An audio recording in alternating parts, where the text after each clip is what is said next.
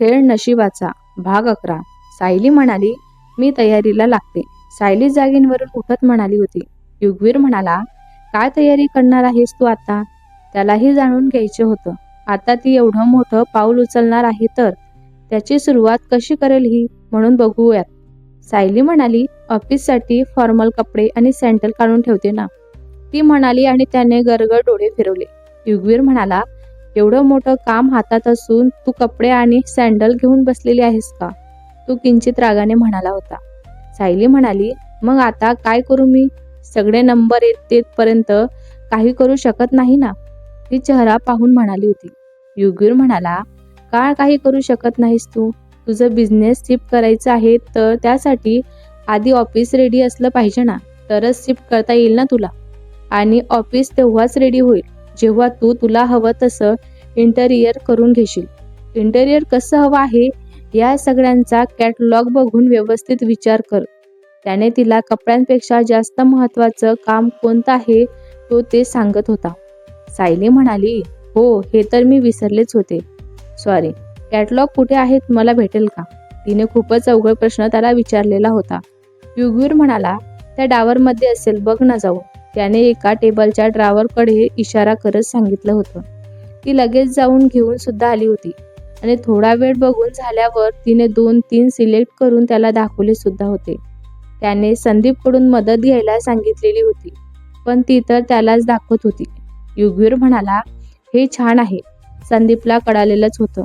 तिने सिलेक्ट केल्यापैकी एक त्याला आवडलेलंच होतं. सायली म्हणाली, माझ्याकडे नंबर नाही आहे.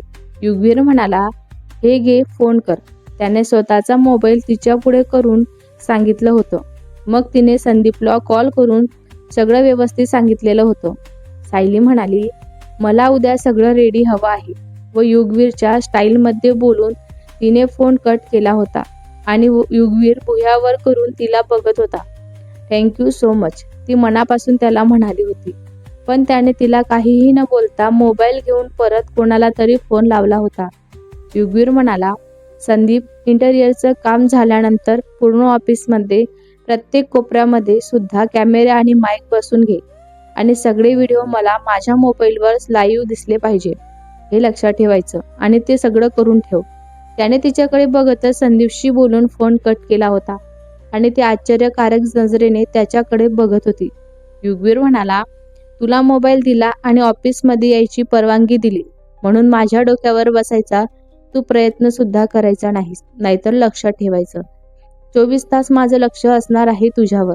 म्हणून एकही चूक करायची हिंमत सुद्धा करू नकोस तू. जसं मी बिझनेस उभं करायला मदत करू शकते ना तुझी, तसंच त्याला पाडूही शकते. आणि हो, तुला वाटेल बिझनेस वाढल्यानंतर मी काहीही करू शकणार आहे. असं बिलकुल नाही. पण तू बिझनेस कितीही मोठा केलास ना, तरी मी एका क्षणात त्याची माती करू शकते. हे लक्षात ठेवायचं. तो तिच्याकडे रोखून बघत म्हणाला होता. तिने होकार मारती मान डोलावलेलीच होती. त्याने त्याच्या खऱ्या रूपाची जाणीव करून दिलेली होती तिला, की तो कसा आहे म्हणून. आता रोज एका जेलमधून दुसऱ्या जेलमध्ये जाणार होती ती, असंच तिला सतत वाटत होतं. फरक एवढाच होता की एकीकडं करायला काहीच काम नाही आणि एकीकडं भरपूर काम असणार होतं तिला. थोड्या वेळांसाठी का होईना तो खूपच चांगला व्यक्ती आहे असं तिला नेहमी वाटत होतं.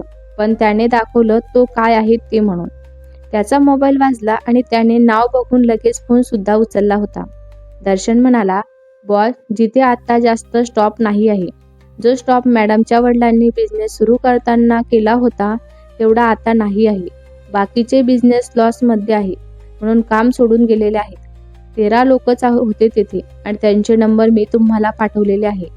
दर्शनने मिळालेली माहिती त्यांच्या बॉसला दिली होती. युगवीर म्हणाला, ओके, अजून स्टॉपची गरज पडेल. प्रेशर नको आहेत. बघून घे सगळं आणि मॅडमला कळव. युगवीरने बोलून फोन कट केला होता. युगवीर म्हणाला, हे नंबर आहेत तुझ्या स्टॉपचे. तुझ्या मोबाईलवरून कॉल कर सगळ्यांना आणि माहिती घे. बोलून त्याने स्वतःचा मोबाईल तिच्याकडे दिला होता. तिने सगळे नंबर स्वतःच्या मोबाईलमध्ये सेव्ह करून त्याचा मोबाईल त्याला परत दिला होता आणि ती पहिला फोन करणारच होती की रूममध्ये जाऊन कर, मला काम आहे, मी स्टडी रूममध्ये जातो. बोलून तो निघून गेला होता. मग तिने रूममध्ये जाऊन एक एक करून सगळ्यांना फोन करून हवी ती माहिती मिळवून घेतली होती आणि सगळं व्यवस्थित नोट करून ठेवलेलं होतं. त्या सगळ्यांना शिफ्टिंगबद्दलही तिने सांगितलेलंच होतं आणि फोन बाजूला ठेवला. ती कोणाशी आणि काय बोलत होती हे सगळं तो स्टडीमध्ये बसून सगळं काही ऐकत होता. तिचं काम होतं तोपर्यंत संदीपनेही ऑफिसचा फर्स्ट फ्लोअर रिकामा करून त्याच्या एडिटिंगचं काम चालू केलेलंच होतं. काही वेळाने तो रूममध्ये येताच तिने जी काही माहिती मिळवलेली होती ते सगळं त्याला तिनं सांगितलेलं होतं.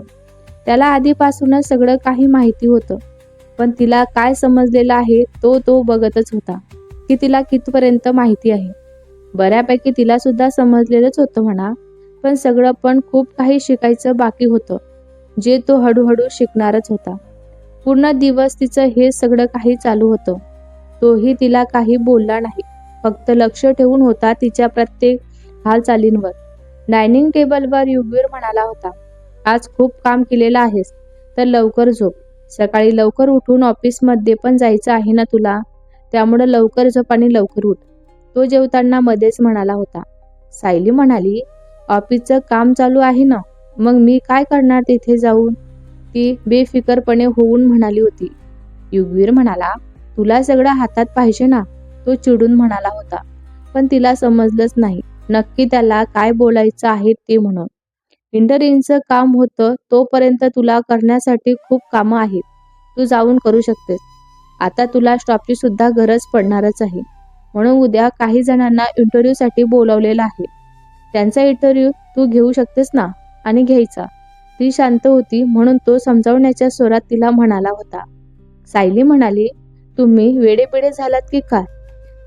येथे मलाच अजून काही जमलं नाही आणि मी दुसऱ्यांचा इंटरव्ह्यू कसा घेणार आहे? ती म्हणाली आणि त्याने दोन्ही हातांच्या मुठ्या आवळल्या होत्या. रागाने तो तिच्याकडेच बघत होता, पण तिचं लक्ष नव्हतं त्याच्याकडे. ती स्वतःच्या ताटात बघत बोलत होती, पण हा युगवीर होता. असंच तिला सोडणार नव्हता तो. त्याने त्याच्या समोर असलेल्या वाटीतली गरमागरम डाळ तिच्या तोंडांवर फेकून मारली होती आणि तमाशा बघावं तसं बघून तिला बघत होता. सायली म्हणाली, काय केलं तुम्ही? पोडलं ना, मला त्रास होतोय. डोक्यांवर पडलात का तुम्ही? ती वेदनेने तडफडत होती आणि त्याचा रागही आता वाढत चाललेला होता. अजूनही तिला समजलेलं नव्हतं त्याने डाळ का फेकून मारलेली होती तिला, म्हणून ती उलट बोलत होती त्याला. तिला काहीच कळालेलं नव्हतं आणि एकदा डाळ फेकून त्याने वॉर्निंग दिली तरी पण तिने परत तीच चूक केली होती, ती चूक त्याला अजिबात खपवून घेणार नव्हती. तो तिच्यासोबत चांगला वागत होता, तिचं ऐकत होता, म्हणून ती सुद्धा विसरलेली होती की हा व्यक्ती राक्षस आहे म्हणून तिची हिंमत सुद्धा वाढली होती त्याच्या पुढं बोलायची. तो जागेवरून उठला आणि तिचा हात धरून फरकटत तिला रूममध्ये घेऊन गेला होता. तिला तोंड धुवायला सुद्धा वेळ दिला नाही त्याने. अजूनही डाळ फोडल्याने तिच्या चेहऱ्यावर तिला जळजळ होतच होती. लाल दिसत होता तिचा चेहरा. चेहऱ्यांवरील डाळ ती एका हाताने पुसण्याचा प्रयत्न करत होती. त्याने तिला अक्षरशः रूममध्ये नेऊन जमिनीवर फेकून दिलं होतं. रूमचा दरवाजा बंद केला होता आणि कमरेचा बेल्ट काढून तिच्यावर तो चालवायला सुरुवात केली होती. सायली म्हणाली, आई ग, प्लीज मला मारू नका ना. वेदनेने विहळत होती ती. युगवीर म्हणाला, तुला 1000 वेळा सांगून ग, तुला समजत नाही का? तुला माझी भाषा समजत नाही का की येड्याचं सोंग घेतीस? तुला हीच भाषा समजते. काय म्हणाली होतीस तू मला? मी वेडा आहे. मी डोक्यावर पडलो का? मग वेडी लोक कशी वागतात ना, हेच तुला दाखवतो मी आज. तो तिच्या जवळ जाऊन तिच्या चेहऱ्यांवरील डाळीकडे आणि पट्ट्यांकडे मारलेल्या निशाणाकडे इशारा करत म्हणाला होता. आणि आता त्याचं बोलणं ऐकून तिला समजलेलं होतं तो अचानक असा का वागलेला आहे तो म्हणून तिच्यासोबत. सायली म्हणाली, सॉरी, चुकलं माझं, मला माफ करा. ती रडता रडता म्हणाली होती. पण युगीर म्हणाला, तुला थोडं जरी गोड बोललं ना तर तू डोक्यावर बसायला बघतेस. मी तुझं ऐकून तुला हवं ते देतोय ना. याचा अर्थ असा अजिबात नाही की तू हवं तसं वागशील माझ्यासोबत. काही पण बोलशील मला, मी ते बघून घेणार नाही. तो तिच्याकडे रोखून बघत म्हणाला होता. त्याने तिला परत उचलून बेडवर पुन्हा फेकून दिलं आणि निघून गेला. तिने रडत रडतच उठून तोंड धुवून कपडे बदलवले आणि बेडवर येऊन आडवी झाली होती. अजूनही तिचं रडणं चालूच होतं. तिला खूप रडू येत होतं. रडता रडता तिला झोप सुद्धा लागली. मग तो रूममध्ये आला की नाही हे सुद्धा तिला माहिती नव्हतं. दुसऱ्या दिवशी सकाळी ती उठली तेव्हा तो शेजारी नव्हता, पण तिने अजिबात विचार केला नाही त्याचा. सरळ उठून आंघोळ करून तयार झाली होती ती. खाली जायची इच्छा होत नव्हती तिची, म्हणून तिने शीताला फोन करून नाश्ता रूममध्येच पाठवायला सांगितलेलंच होतं. थोड्या वेळात नाश्ता आला. मग ती चहा नाश्ता करून बाल्कनीमध्ये जाऊन एका खुर्चीत जाऊन बसली होती आणि विचारात हरवलेली होती. आपण या व्यक्तीवर विश्वास का ठेवला असेल? का त्याला आपली इच्छा सांगितली असेल? का त्याच्या पुढं हट्ट केला असेल? फक्त लग्न झालं म्हणूनच का? असा तिला विचार येत होता. लग्न झालं की नवरा कसाही असला तरी त्याच्यावर विश्वास कसा काय बसतो आपला, असा ती विचार करत होती. या सगळ्या विचारांनी ती अस्वस्थ झालेली होती. बरोबर होता तिचा प्रश्न. फक्त लग्न झालं या एका गोष्टीमुळं लगेच बायका नवऱ्यांवर विश्वास ठेवत असतात. तो कसाही असेल तरी त्याच्या विरोधात जात नाहीत. प्रेम असो किंवा नसो, लग्न या एका गोष्टीमुळं स्वतःला नवऱ्याकडे सोपवत असतात. तिचंही त्याच्यावर प्रेम वगैरे काही नव्हतं, पण लग्न झालं म्हणून आपापच तिने नवरा बायकोसारखं वागायला सुरुवात केलेली होती. आणि त्याचंही तिच्यावर काही प्रेम वगैरे नव्हतं. त्याला तिच्याबद्दल आकर्षक होतं. एवढी सुंदर स्त्री फक्त आपली असावी असं त्याला नेहमी वाटत होतं. सगळं जग जसं आपल्या पायात आहे ना, तसंच तिनेही असावं असं त्याला वाटत होतं. तिने आपल्या शब्दांपुढं जाऊ नये, आपल्या इशाऱ्यावर डोलावं, नाचावं असं त्याला वाटत होतं. जसं सगळे त्याला घाबरून राहतात ना, तसं तिने सुद्धा राहावं. त्याला फक्त एक जिवंत रोबोट हवा होता, बायकोच्या रूपामध्ये. त्या बदल्यात तो तिला हवं ते सुख द्यायला तयारच होता. अट एवढीच होती की तिने त्याला देव समजूनच त्याची पूजा करावी. त्याच्या शब्दाबाहेर जाऊ नये, त्याच्या विरोधात काहीच काम करू नये. तिच्या नजरेत त्याच्यासाठी भीती आणि रिस्पेक्ट एकच वेळी असावी. त्याच्यापुढं तिने नजर आणि आवाज खाली ठेवावा. बहुतेक एका नोकराप्रमाणे तिनं असं वागावं असं त्याला वाटत होतं. तिने स्वतःचं अस्तित्व विसरून फक्त युगवीर हीच गोष्ट आठवण करून ठेवावी असं त्याला वाटत होतं. तिने प्रामाणिकपणे आशिषबद्दल सगळं काही सांगितलं. म्हणूनच मी फक्त आणि मी स्वतःवर प्रेम करत असतो. त्याने सायलीसोबतच शुभांगी सुद्धा त्याच्यासाठी त्याच्या स्वतःपेक्षा महत्त्वाची नाही हे सुद्धा सांगितलेलंच होतं. शुभांगी म्हणाली, बेबी मी तुझ्याशिवाय नाही राहू शकत, मी नाही जगणार. प्लीज सायलीला सोडून दे, तीही लगेच तयार होईल जायला. आपण लग्न करूया आणि मस्त राहूया, शुभांगी कळवळीने त्याला म्हणाली होती. युगवीर म्हणाला, पहिली गोष्ट, मी माझ्या आयुष्यात काय करायचं ते तूच काय सायली सुद्धा ठरवू शकत नाही. माझं मीच ठरवणार आणि मी तिला कधीच नाही सोडणार. तिची इच्छा असो वा नसो, तिला इथेच राहावं लागणार, ते पण माझ्यासोबतच. राहिला प्रश्न तुझा तर मी तुलाही कधीही बोललो नाही की माझ्या आयुष्यातून जा म्हणून. इनफॅक्ट तूही माझ्या मर्जीशिवाय जाऊ शकत नाही, हे लक्षात ठेवायचं. तो शुभांगीकडे रोखून बघत म्हणाला होता. आता तिच्याकडे शब्दच राहिले नव्हते त्याला काय बोलू ते म्हणून ती सुद्धा शांतच होती. थोड्या वेळाच्या शांततेनंतर तो जागेवरून उठला आणि तिचा हात धरून झटक्याने तिला स्वतःजवळ ओढून घेतलेलं होतं त्याने. तिनेही विरोध केला नाही त्याला, कारण तिला माहिती होतं या एका गोष्टीमुळं तो तिला सोडणार नाही म्हणून. काहीच मिनिटातच तिचे कपडे तिच्या शरीरापासून वेगळे होऊन जमिनीवर पसरलेले होते. विचार करत करतच तिला झोप लागलेली होती. ते म्हणतात ना, माणूस जेव्हा जास्त दुःखी असतो ना तेव्हा त्याला जास्त झोप लागते. तसंच तिचं सुद्धा झालेलं होतं. सतत झोप लागायची तिला. अर्धा तास तरी ती खुर्चीवर अवघडून झोपलेली होती.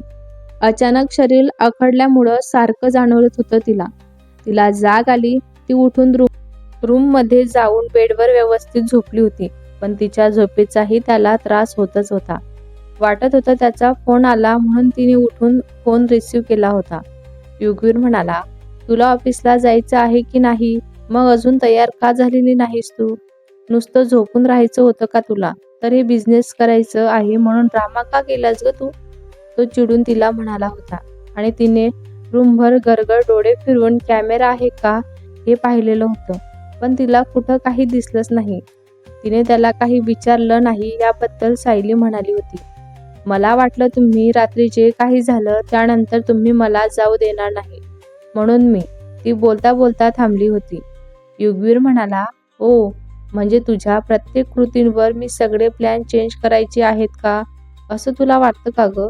त्याने कुतूहलपणे विचारलं होतं. सायली म्हणाली, मला तसं म्हणायचं नव्हतं. तिला समजतच नव्हतं काय आता बोलावं ते म्हणून. युगवीर म्हणाला, लिसन, मी एकदा एखादं काम सुरू केलं ना, तर तुझ्यासारख्या मूर्ख लोकांमुळे ते थांबवत बसत नाही. मी कालच तुझ्यासाठी सगळी तयारी करायला लावलेली होती. तुझ्यामुळंच. आता माघार घेऊनही माझं नाव खराब करून घेणार नाही आहे. लक्षात ठेवायचं. सो आता गुपचूप कामाला लागायचं आणि काम करायचं. तर धमकीच्या स्वरात तिला म्हणाला होता. सायली म्हणाली, हो. तिने हुंकार भरला होता, जे त्याने न ऐकताच फोन कट करायचं विसरून मोबाईल बाजूला ठेवून दिला होता. तिच्या तोंडून हुंकार बाहेर पडताच त्याच क्षणी मोबाईलमधून तिच्या कानांवर एक आवाज पडला होता. सायली म्हणाली, मी येते 2 मिनिटात. सीता म्हणाली, ओके मॅडम. बोलून सीता निघून गेली होती. मग सायलीने काहीतरी मनात ठरवलेलं होतं आणि एक सुस्कारा सोडून ऑफिससाठी तयार व्हायला गेली होती. तिनं फॉर्मल ड्रेस घालून एकदमच लाईट मेकअप केलेला होता. मोजून 10 मिनिटात तयार होऊन ती गाडीजवळ पोचलेलीच होती. तिथलं दृश्य बघून तिचे डोळेच मोठे झालेले होते. तिच्यासाठी जी गाडी होती त्या गाडी शेजारी 2 लेडी सिक्युरिटी गार्ड सुद्धा होते. त्याचबरोबर तिच्या गाडीच्या समोर एक गाडी आणि मागे एक गाडी उभी होती आणि त्या दोन्ही गाड्यांजवळ 4 हट्टे-कट्टे बॉडीगार्ड होते. ही सगळी अरेंजमेंट युगीने सायलीसाठीच केली होती, म्हणजे तिच्यावर लक्ष ठेवता येईल. म्हणजे एक वेळी 10 गार्ड तिच्या गाडीला घेरून उभे होते. सायली म्हणाली, सीता हे सगळे इथे काय करत आहेस? तिला थोडा डाऊट होताच, तरीही तिने न विचारता सीताला विचारलेलंच होतं. सीता म्हणाली, मॅडम, इथून पुढे हे सगळे कंटिन्यू तुमच्या सोबतच असणार आहेत. तुमच्यावर नजर ठेवायचे त्यांना बॉसकडून ऑर्डर आलेली आहे. ते 8 जेंट्स आहेत, ते तुमच्यापासून 10 हात लांब म्हणजे तुमच्या केबिनच्या बाहेर असतीलच. पण त्या 2 लेडी आहेत त्या जवळच आतमध्ये असतील तुमच्या. सीताने पुन्हा तिला माहिती असलेली सगळी माहिती दिली होती. ते ऐकून सायलीला थोडा शॉकच बसला होता. असं सतत कोणीतरी लक्ष ठेवून असणार या गोष्टीचं तिला दडपण आलेलंच होतं. ती घाबरलेली होती आणि तेही 10 लोक. बाहेर पडूनही कैदेत कसं ठेवायचं हे युगवीरला बरोबर माहिती होतं. पण जास्त विचार न करता सायली गाडीमध्ये जाऊन बसली होती. ती गाडीत बसता ड्रायव्हर ड्रायव्हिंग सीटवर बसला होता. एक लेडी गार्ड त्याच्या शेजारच्या सीटवर आणि दुसरी सायलीच्या शेजारच्या सीटवर बसली होती. पुढच्या आणि मागच्या दोन्ही गाड्यांमध्येही ते सगळे गार्ड पटापटा बसले होते.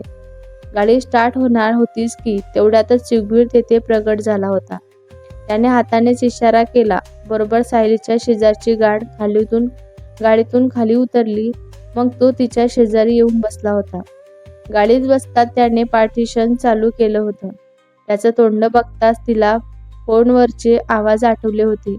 तसं तिने तोंड फिरवलं आणि खिडकीतून मधून बाहेर बघू लागली होती. युगवीर म्हणाला, बेबी, आज तुझा पहिला दिवस आहे ना, म्हणून मी सोबत येतोय तुझ्या. त्याने खूपच सॉफ्ट आवाजात तिला म्हणाला होता. बोलताना तिचा हात हातात घेतला होता त्याने, पण ती काही बोललीच नाही. मी तुला बेस्ट ऑफ लक बोलल्यावरच तर तू सक्सेसफुली होशील ना, म्हणून सगळं सोडून आलोय आहे तुझ्यासाठी. बोलताना त्याने तिचा चेहरा स्वतःकडे फिरवून घेतला होता आणि हळूहळू तिच्या ओठांजवळ पोचलेला होता. त्याचा ओठांचा स्पर्श तिच्या ओठांना होताच शुभांगीचा आवाज जसाच्या तसा तिच्या कानांवर घुमला. तसं लगेच तिने दोन्ही हाताने त्याच्या छातीवर जोरात धक्का मारून त्याला स्वतःला लांब केलेलं होतं. तेव्हा अतिशय किळसवाणा आणि तुच्छतेने भरलेल्या नजरेने ती त्याला बघत होती. युगवीर म्हणाला, काय करतेस? ही मूर्ख कुठली? तिचं वागणं अनपेक्षित होतं त्याच्यासाठी. तो आश्चर्यकारक नजरेने तिच्याकडे बघत होता. रागही तितकाच आलेला होता त्याला आता. सायली म्हणाली, तुम्ही आताच त्या शुभांगीसोबत सगळं करून आलेला आहात ना, आणि तेच घाण हात मला लावताय. प्लीज लांब राहा माझ्यापासून. त्याने हात लावला तरी सगळी घाण तिलाच लागणार असल्यासारखं ती त्याच्यापासून लांब सरकत होती. एवढ्या व्यक्तीला संसर्गजन्य रोग असेल तर सगळे जेन्ट्स लांब राहतात, तसंच वागत होती ती. तिच्या नजरेला त्याला स्वतःसाठी फक्त किळस दिसत होती आणि राग दिसत होता, आणि हे त्याला अजिबात आवडलेलं नव्हतं. रागाने लाल झाला होता तो, पण तरीही शांत होता. युगवीर म्हणाला, तुला एक सांगायचं आहे मला. शुभांगी आजपासून याच घरात राहणार आहे. रोजच ती माझ्या बेडवर पण असणार आहे. आज मला बघून जे तुला किळस येत आहे ना, ते बघूनच मी हा निर्णय आत्ता इथे बसून घेतलेला आहे, तो खुनसी हसत म्हणाला होता. तिच्यावर हात उचलून जो तिला त्रास होणार नाही, तो त्रास असं केल्याने नक्की होईल, हे तिला माहीतच होतं. स्वतःचं बोलणं झाल्यानंतर ती काही बोलायच्या आधीच त्याने तिची मान दोन्ही हाताने धरून तिच्या ओठांवर ताबा मिळवलेला होता. यावेळी खूपच आक्रमकपणे किस करत होता तो, आणि त्याच वेगाने तिच्या शरीराच्या संवेदनशील भागावर त्याचे हात प्रवास करत होते. जागेचं भान न ठेवता त्याने तिचे कपडेही काढून टाकलेले होते. तिने त्याला थांबवण्यासाठी खूप प्रयत्न केला होता, पण तो काही थांबत नव्हता. तिच्या डोळ्यातून पाणी यायला सुरुवात झालेली होती, तरीही त्याला काहीच फरक पडला नाही. गाडी ऑफिसच्या पार्किंगमध्ये पोहोचून वेळ झालेलाच होता. त्याने पार्टिशन चालू केलेलं होतं, म्हणून कोणीही त्यांना डिस्टर्ब केलंच नाही. तशी कोणाला परमिशन सुद्धा नव्हती. शेवटी अंतिम टप्पा गाठून त्यांचं मन शांत झालेलं होतं, तेव्हाच तो तिच्यापासून बाजूला झाला होता. त्याने एक नजर तिच्यावर टाकली आणि मोबाईल हातात घेऊन कोणाला तरी फोन केला होता. तिने लगेच कपडे चढवले स्वतःच्या अंगावर. आज सायली येऊ शकत नाही, सगळं तू मॅनेज करायचं, असं बोलून त्याने फोन कट केला होता आणि अजून एक फोन केला, गाडी घराकडे घे म्हणून बोलून फोन कट केला. युगवीर म्हणाला, तू आत्ता अशा हालतमध्ये ऑफिसमध्ये जायच्या लायकीची राहिलेली नाही आहेस, त्यामुळे तू घरी जायचं आणि झोपून राहायचं. यावेळी तो किरीसवाण्या नजरेने बघत होता तिला. तो फक्त तिला किस करून गुड लक विश करणारच होता, बाकी काही करणार नव्हता तो. पण ती जे वागली ना, त्यामुळं रागाला येऊन त्याने तिच्यासोबत मुद्दाम हे सगळं काही केलेलं होतं. त्याला खूप राग आलेला होता तिच्या बोलण्याचा. मुद्दाम तिला दाखवून देत होता.